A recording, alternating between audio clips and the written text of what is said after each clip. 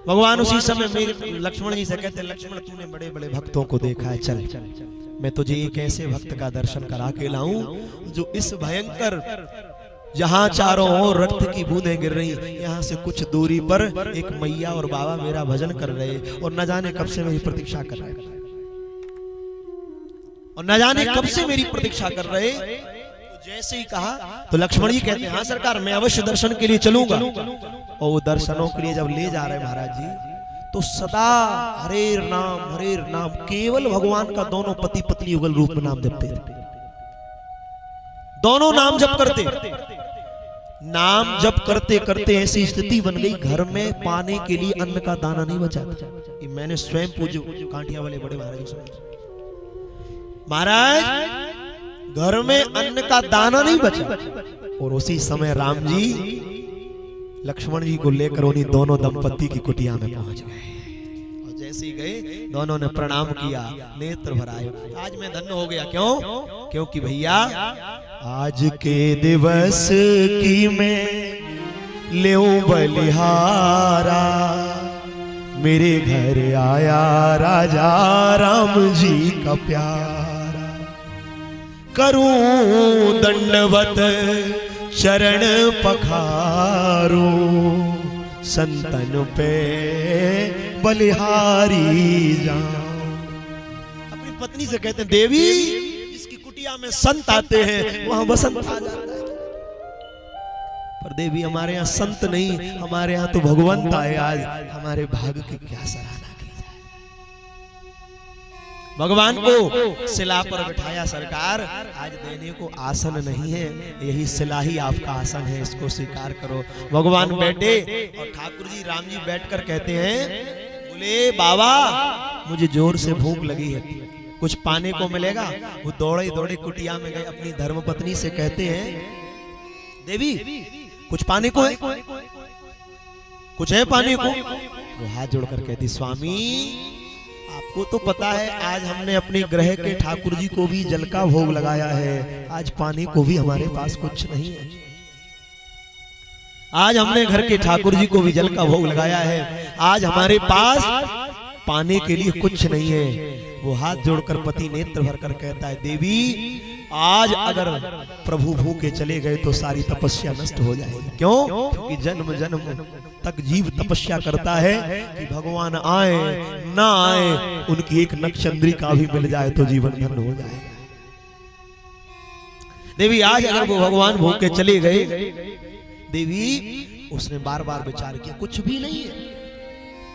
आप आश्चर्य करेंगे, उस नारी ने एक बार भी विचार नहीं किया।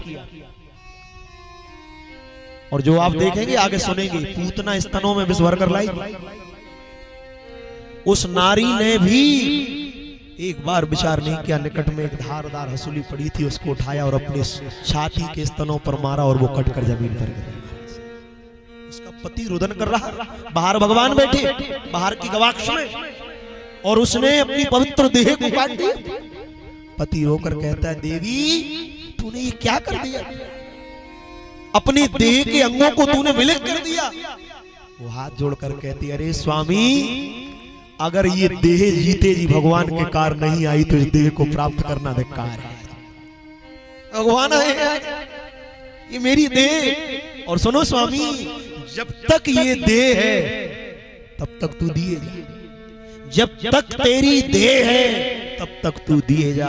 और स्वामी जब देह की हो जाएगी फिर कौन कहेगा देह, कौन कहने वाला है? दे दे बहुरी कछु दे, दे।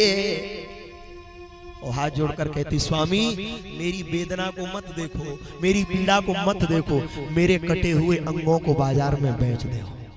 उनको लेकर गया, आप आश्चर्य करेंगे, 11 आना के उन अंगों को बेचकर, 11 आना में बेचकर आए, उनसे राशन लाए, प्रसाद सिद्ध किया, ठाकुर जी के सन्मुख थाल लेकर गए महाराज। वो थाल गई तो वो नारी क्या कहती है, स्वामी सरकार अगर पूछे कि मैया कहाँ है तो कह देना प्रसाद सिद्ध कर रही है, प्रसाद सिद्ध कर रही है। तो वो जैसे ही गए प्रसाद की थाल रखी और कहा कि बोले मैया प्रसाद सिद्ध करे। राम जी कहते बोले ना, जब तक मैया ना आवेगी तब तक प्रसाद नहीं पाएगी।